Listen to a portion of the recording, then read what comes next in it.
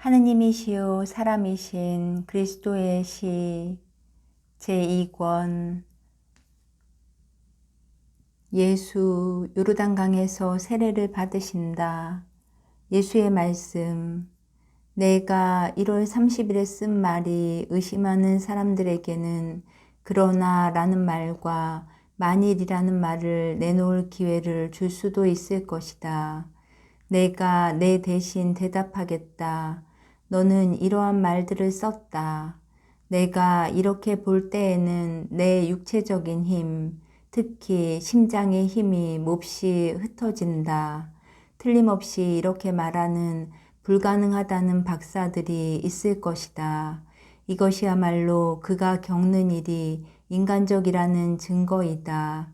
초자연적인 것은 항상 힘을 마련해 주지 절대로 약함을 일으키지는 않기 때문이다 하고, 그렇다면 왜 탈원 상태에 빠진 위대한 사람들이 탈원 중에는 내적인 상처와 큰 출혈의 결과인 고통과 물질의 무게를 없앰으로써 인간의 능력을 넘어서고 그들을 육체적으로까지도 아름답게 보이게 하는 큰 행복을 누리다가 탈원이 끝나자마자 그들의 영혼이 그들에게서 떠나갔다고 생각하게 할 정도로 기절하여 땅에 쓰러져 버리는지 그들은 내게 설명해 주기 바란다.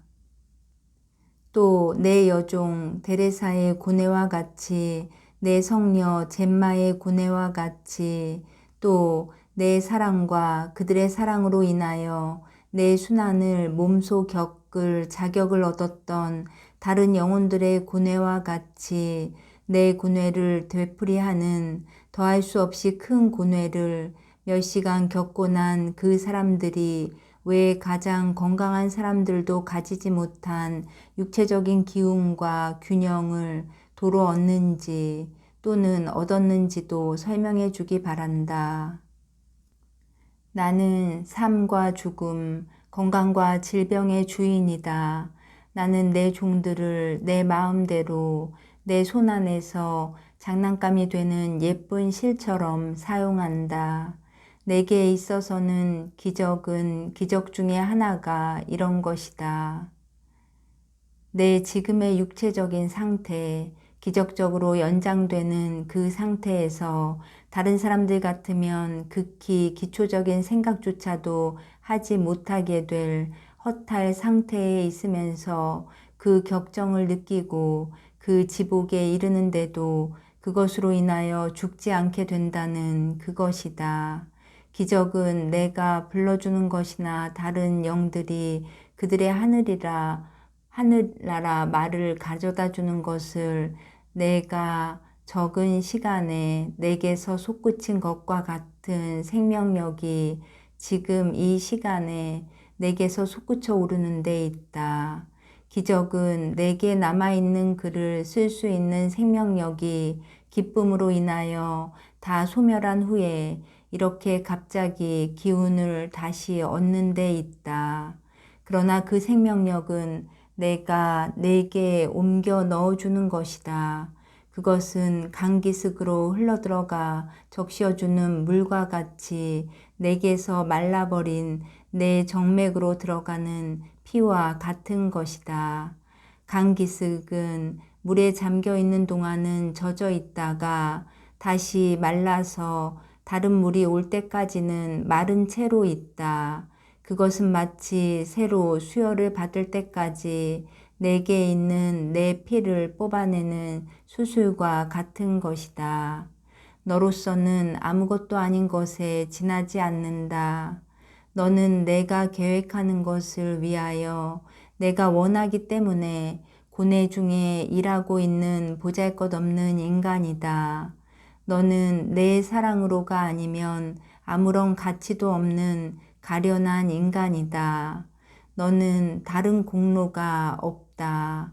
사랑, 그리고 다른 사람들을 위하여 하느님께 대한 사랑의 원인이 되고 싶어하는 갈망밖에는, 인간적으로 말하면 벌써 오래전에 내 존재가 죽음 속에서 해체되어야 하였을 터인데 내가 그대로 살아있고 또 내가 호의를 가지고 내 생명을 보호하여 주는 것을 정당화하는 것이 이것이다.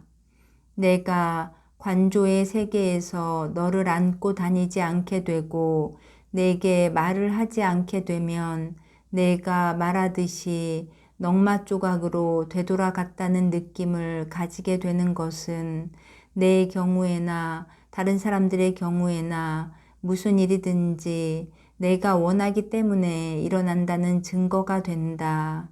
만일 내가 같은 의지와 같은 사랑을 가지고 내 병을 고쳐줄 수가 있을 것이고 그것이야말로 내 사랑과 내 호의를 증명하는 가장 좋은 방법일 것이라고 어떤 사람이 인간적으로 생각한다면 나는 이렇게 대답한다.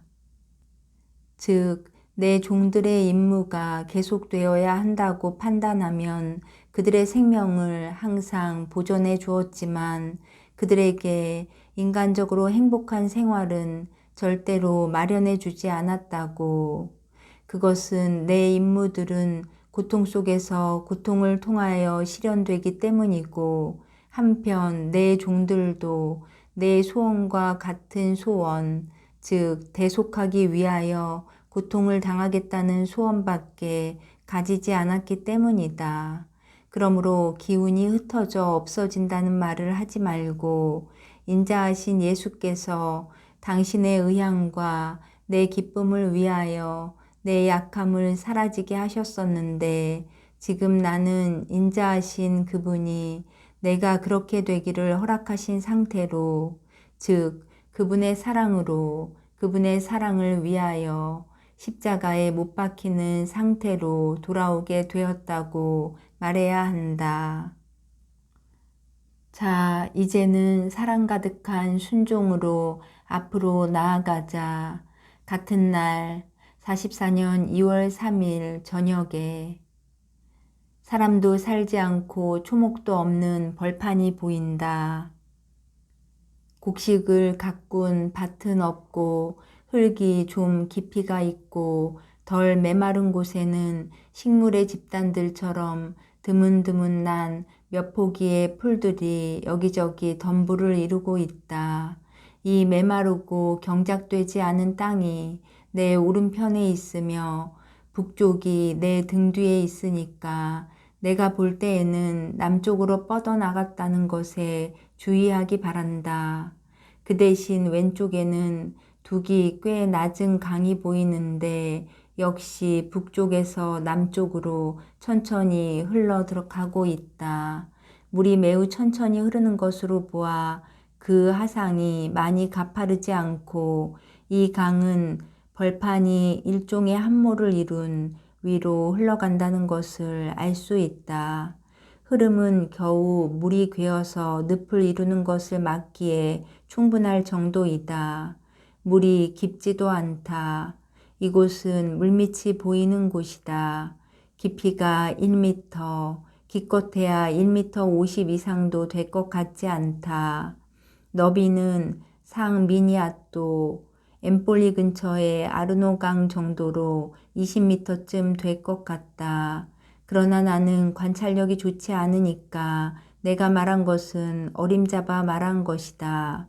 그렇지만 강기슭 가까이에 있는 물은 약간 초록색을 띤 하늘색이며 강기슭의 축축한 땅에는 초록색 풀 무더기가 띠 모양으로 자라고 있어 앞으로 한없이 계속되는 돌과 모래로 된 그 우중충한 벌판으로 필요한 눈을 달래준다. 내가 무엇에 주의해야 하고 무엇을 알아야 하는지를 내게 설명하여 주는 것을 듣는다고 말한 그 내적인 목소리는 내 앞에 보이는 것이 요르단강 계곡이라고 알려주었다.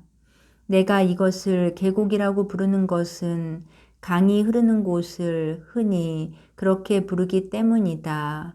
그러나 계곡이라면 야산을 필요 조건으로 예상하게 되는데 이 근처에는 야산의 흔적이 보이지 않기 때문에 여기에 이 명칭을 붙이는 것은 정확하지 못한 것 같다. 요컨대 나는 요르단강 근처에 있고 내 오른쪽에 보이는 황량한 벌판은 유다의 사막이다. 사람이 살지 않고 사람이 이룩한 일의 흔적이 없는 이곳을 가리키는데 사막이라는 말을 쓰는 것은 옳겠지만은 우리가 사막에 대하여 가지는 관념에는 덜 어울린다. 여기에는 우리가 생각하는 것 같은 사막에 모래 언덕이 없고 다만 홍수가 진 후에 충적지가 그런 것과 같이 돌과 파편 따위가 여기저기 널려 있는 나무 없는 벌거숭이 땅이 있을 뿐이다. 먼 곳에는 야산들이 있다. 그리고 요르단강 근처에 크나큰 평화가 깃들어 있고 트라시메나 호숫가에서 느끼는 것과 같은 어떤 것, 일반 풍경을 초월하는 어떤 분위기가 느껴진다.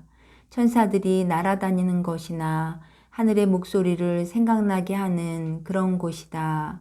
내가 느끼는 것을 잘 표현하지는 못하겠다. 그러나 정신에 말하는 어떤 곳에 내가 와 있다는 느낌이 든다. 이렇게 관찰하고 있는 동안에 이곳에는 내 편에서 보기에 요르단강에 우환을 끼고 사람이 많이 모여들었다. 많은 남자들이 있고 옷도 가지각색이다. 어떤 사람들은 서민층의 사람들 같고 어떤 사람들은 부자들 같은데 그런 사람이 꽤 많으며 여러 사람이 술과 선으로 장식된 옷을 입고 있는 것을 보니 바리사이파 사람들 같다.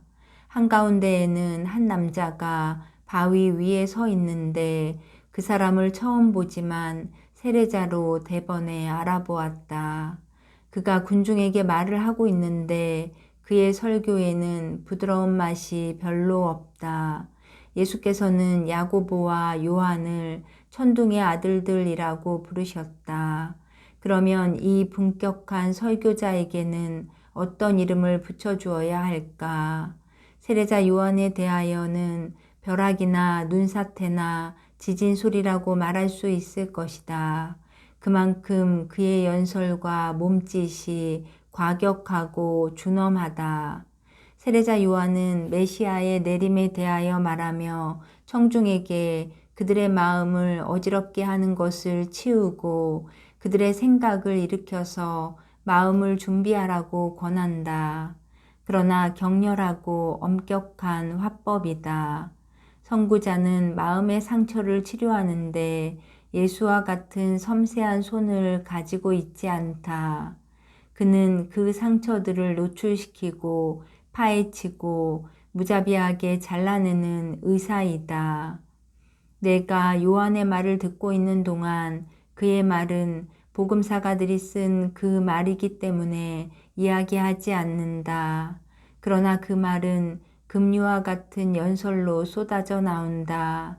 요르단강을 따라서 풀이 나고 그늘진 기슭을 끼고 가는 오솔길을 따라 내 예수님이 나아가시는 것이 보인다. 이 시골길, 아니 길이라기보다는 오히려 오솔길은 하상이 높아져서 걸어서 건널 수 있는 지점에 가기 위하여 여러 해, 여러 세기를 다닌 대상들과 여행자들에 의하여 만들어진 것 같다. 오솔길은 강 건너편으로 계속되어 건너편 기슭의 초록빛 속으로 사라진다. 예수는 혼자이시다. 천천히 걸어 앞으로 나아가시어 요한의 뒤에 다다른다. 예수께서는 광야의 속죄자의 우레 같은 목소리를 들으시면서 소리를 내지 않고 앞으로 나아가신다. 마치 예수께서도 세례를 받아 메시아의 내림을 위한 정화를 준비하기 위하여 요한에게로 오는 많은 사람들 중에 한 사람과 같다. 예수께서도 다른 사람들과 다를 것이 아무것도 없다. 입으신 옷으로는 서민층의 사람 같으시고 아름다운 얼굴 모습으로는 귀족으로 보이신다. 그러나 그분을 군중과 구별지어주는 하느님의 표시는 아무것도 없다.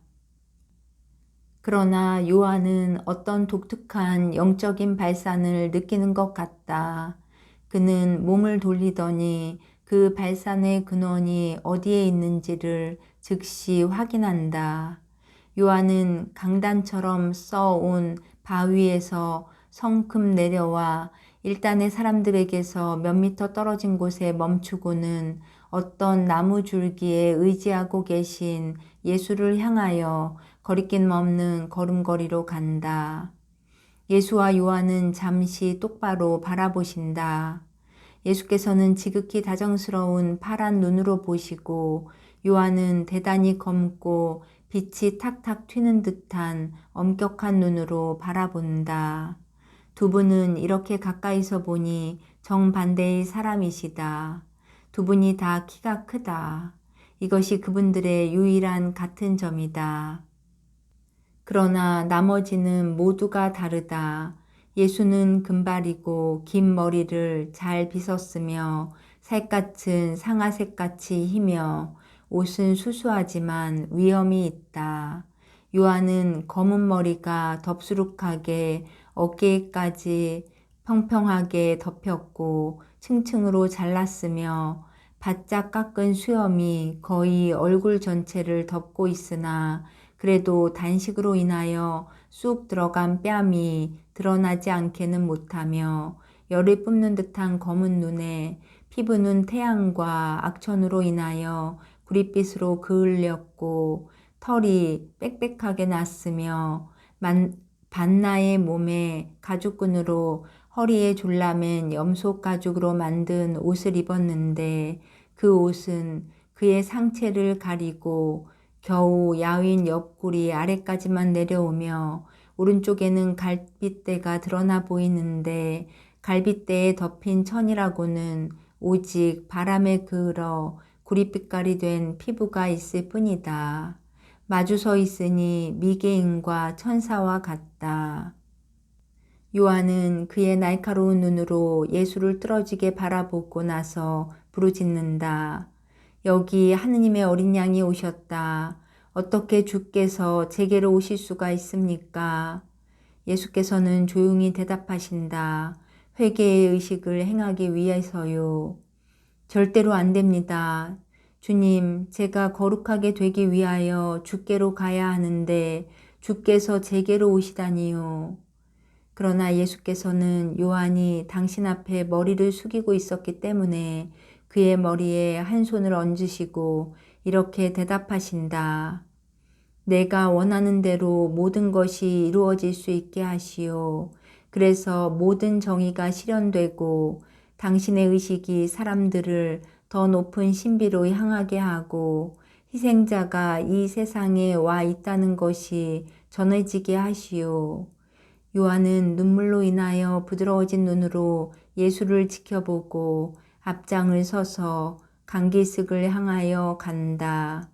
예수께서는 겉옷과 무릎까지 내려오는 속옷을 벗으시고 일종의 팬츠만을 입으신 채 벌써 요한이 들어가 있는 물로 내려가신다. 요한은 허리띠에 매달린 장 같은 것으로 강물을 떠서 예수의 머리에 부어 세례를 준다. 그 잔 같은 것은 조개 껍데기나 박을 반으로 쪼개서 속을 파내고 말린 것 같다. 예수는 글자 그대로 어린 양이시다. 그 하얀 살갗으로도 얼굴 모습의 정숙함으로도 그 눈길의 부드러움으로도 어린 양이시다. 예수께서 강변으로 다시 올라오셔서 옷을 입으신 다음 기도와 묵상에 잠겨 계신 동안 요한은 그분을 군중에게 가리키며 그는 하느님의 성령이 일러주시고 구세주를 틀림없이 지적하는 표로 그분을 알아보았다고 증언한다. 그러나 나는 예수께서 하시는 일에 정신을 집중하여 강가의 초록빛 바탕에 뚜렷이 나타나는 빛나는 그 얼굴밖에는 보지 못하게 된다. 요한에게는 아무 표시도 필요하지 않았다. 예수의 말씀. 요한은 자기 자신을 위하여는 아무 표시도 필요하지 않았다. 어머니의 태중에서부터 미리 거룩하게 된 그의 정신은 초자연적인 지능을 가지고 있었다. 아담의 죄가 없었더라면 사람은 누구나 다 이 초자연적인 지능을 가졌을 것이다. 만일 사람이 은총지위에 그대로 있었고 죄 없는 가운데 창조주께 끝까지 충실하였더라면 겉으로 드러나는 모양을 통하여 하느님을 보았을 것이다. 창세기에는 주 하느님께서 죄 없는 사람과 친숙하게 말씀하셨고 사람은 그 목소리를 듣고 기절하지 않았으며 그 목소리를 틀리지 않고 구별하였다는 말이 있다. 사람의 운명은 이러하였다. 한 아들이 아버지에 대하여 그런 것과 같이 하느님을 보고 이해하는 것이었다. 그러다가 죄가 와서 사람은 감히 하느님을 쳐다보지 못하게 되었고 하느님을 발견하고 이해할 줄을 모르게 되었다. 그래서 사람은 하느님을 점점 더 모르게 되었다. 그러나 요한은 내 종형인 요한은 전에는 임신하지 못하는 여인이었었는데 임신을 한 그 엘리사벳을 껴안으려고 은총을 가득히 입은 분이 사랑으로 몸을 숙였을 때 죄가 깨끗이 씻어졌었다. 아기는 태중에서 죄의 딱지가 마치 상처가 나을 때에 딱지가 떨어지듯 그의 영혼에서 떨어지는 것을 느끼고 기뻐서 뛰었었다.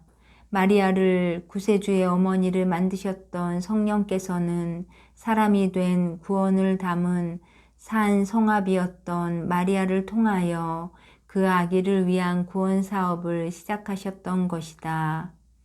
멀지 않아 태어나게 될 그 아기는 혈연 관계로뿐 아니라 말을 하는 사명으로도 나와 결합하기로 되어 있었다. 사실 우리는 말을 만들어내는 입술과 같은 사명을 가지고 있었다. 그는 복음과 순교자로서의 그의 운명으로 선구자였고 나는 요한이 시작한 복음과 하느님의 율법을 지키기 위하여 당한 그의 순교에 숭고한 완전을 주는 사람이었다. 요한에게는 아무 표시도 필요하지 않았다. 그러나 다른 사람들의 정신이 둔하기 때문에 표시가 필요하였다. 사람들의 느린 눈과 게으른 귀가 식별하였을 부인할 수 없는 증거 말고 어디에다 그의 주장의 근거를 두었겠느냐. 나도 역시 세례가 필요 없었다. 그러나 주의 지혜는 우리가 만나는 순간과 방식이 이러해야 한다고 판단하셨던 것이다.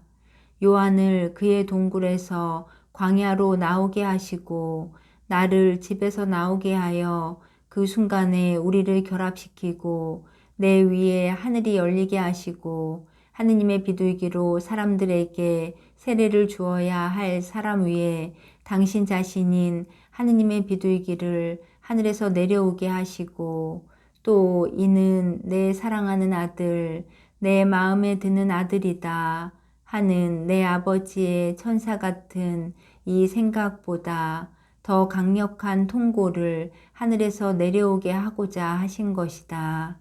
그것은 사람들이 나를 따라야 할지 어떨지 핑계를 대거나 의심을 하지 못하게 하시기 위해서였다. 그리스도를 나타내는 표시가 여러 번 있었다. 탄생 후에 첫 번째 표시는 동방박사들의 표시였고 두 번째는 성전에서였으며 세 번째는 요르단강 강변에서였다. 그 다음에는 수많은 다른 표시들이 왔는데 그것들을 내게 알려주겠다. 그것은 내 기적들은 내 부활과 승천 같은 맨 마지막 기적에 이르기까지 내 천주성의 표시이기 때문이다. 내 조국에는 내 표시가 가득 찼었다. 마치 동서남북 사방에 뿌린 씨와 같이 그 표시들은 인생의 모든 계층에 모든 장소에 이르렀었다. 목자들에게, 권력자들에게, 학자들과 쉽게 믿지 않는 사람들과 사제들과 지배자들과 어린이들과 군사들과 히브리인들과 외교인들에게 이르렀었다. 지금도 내 표시들은 되풀이되고 있다. 그러나 세상 사람들은 그때와 마찬가지로 그것들을 인정하지 않는다. 그렇다 하더라도 나는 단념하지 않는다. 나는 너희들을 구하기 위하여 너희들을 내게 대한 믿음으로 데려오기 위하여 같은 일을 되풀이한다. 마리아야, 내가 하고 있는 것이 무엇인지 아느냐? 아니, 오히려 내게 복음서를 보여줌으로써 내가 무엇을 하는지 아느냐? 이것은 사람들을 내게로 데려오기 위한 더 강력한 시도이다. 너는 열렬한 기도로 사람들을 내게로 데려오기를 갈망하였다. 나는 이제 말로만 만족하지 않는다. 말은 사람들을 피로하게 하고 멀어지게 한다. 그것은 죄이다. 그러나 그런 걸 어떻게 하겠느냐. 그래서 나는 환상, 내 복음서의 환상의 힘을 빌고 그 환상을 더 명백하고 더 매력 있게 하기 위하여 설명한다. 내게는 환상의 위안을 주고 모든 사람들에게는 나를 갈망하고 알 방법을 준다. 그리고 만일 이번에도 이 환상이 소용이 없고 그들이 매정한 어린이들과 같이 그 가치를 깨닫지 못하고 물리친다면 내게는 은혜가 남아있을 것이고 그들에게는 내 붕괴가 가할 것이다. 나는 다시 한번 옛날 꾸지람을 할 수 있을 것이다. 우리가 피리를 불었는데 너희는 춤을 추지 않았고 우리가 통곡을 하였는데 너희는 울지 않았다. 그러나 상관없다. 그들, 회개에 가망이 없는 사람들은 그들 머리 위에 뜨거운 숯불을 자꾸 모아놓게 내버려 두고 목자를 알려고 애쓰는 양들 쪽으로 몸을 돌리라. 목자는 나이고 너는 양들을 내게로 데려오는 목자의 지팡이이다. 신부님이 보시는 바와 같이 제가 서둘러서 이 지엽적인 점들을 말하였는데 저는 그것들이 하찮은 것이기 때문에 깜빡 놓쳤었지만 신부님은 그것을 알기를 바라셨습니다. 그리고 오늘 적어놓은 것을 읽다가 신부님의 규칙으로 쓰일 수 있는 예수께서 하신 말씀에 주의하게 되었습니다. 오늘 아침 신부님은 제 독특한 문체로 한 묘사들을 알릴 수가 없을 것이라고 말씀하셨고 사람들에게 알려지는 데 대해 진짜 공포증을 가지고 있는 저는 그것이 매우 기뻤습니다. 그렇지만 이것은 스승께서 이 공책의 마지막 받아쓰기에 불러주신 것과 반대된다고 생각되지 않습니까? 내가 더 주의를 기울이고 더 정확하면 제가 보는 것에 대한 묘사가 말이지요. 그럴수록 내게로 오는 사람들의 수요가 많을 것이다. 이것은 묘사들이 알려져야 한다는 것을 의미합니다. 그렇지 않으면 어떻게 그것들 덕택으로 많은 영혼이 예수께로 갈 수가 있겠습니까? 이 점을 신부님께 맡겨드리니 더 바람직하다고 생각되는 대로 하십시오. 인간적으로는 저도 신부님과 같은 의견이기도 합니다. 그러나 여기서 우리는 인간적인 것의 영역에 있지 않습니다. 그리고 메가폰의 인간적인 것까지도 사라져야 합니다. 오늘 불러주신 것에서도 예수께서는 이렇게 말씀하셨습니다. 내게 복음서를 보여주는 것으로 나는 사람들을 내게로 끌어오기 위한 더 강력한 시도를 한다. 나는 이제 말로만 만족하지 않는다. 나는 환상의 힘을 빌고 환상을 더 명백하고 더 매력 있는 것이 되게 하려고 그것을 설명한다. 그러면 어떻게 해야 하겠습니까?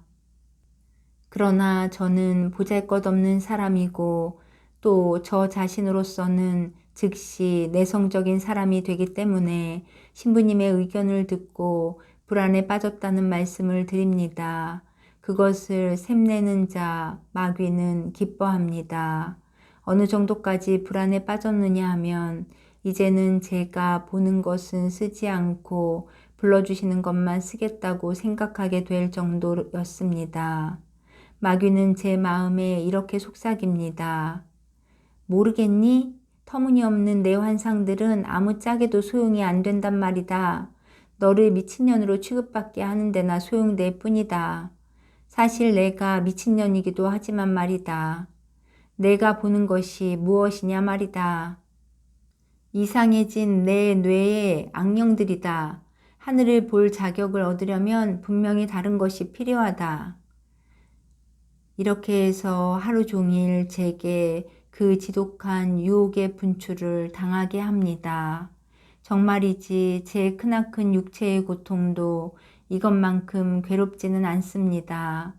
마귀는 저를 절망으로 끌어가려고 합니다. 오늘 제 금요일은 정신적인 유혹의 금요일입니다. 저는 광야에 계신 예수님, 겟세마니에 계신 예수님을 생각합니다. 그러나 저는 저 간사한 마귀를 즐겁게 해주지 않으려고 제가 졌다고 인정하지 않고 마귀와 또 제 안에 있는 덜 영적인 것과 싸우면서 오늘 제 기쁨을 신부님께 편지로 알려드립니다. 동시에 저로서는 제 가장 큰 기쁨인 이 환상의 은혜를 예수께서 거두어 가시면 매우 기쁘리라는 것을 확실히 말씀드립니다. 예수께서 제게 사랑과 자비를 계속 베풀어 주시기만 한다면 말입니다.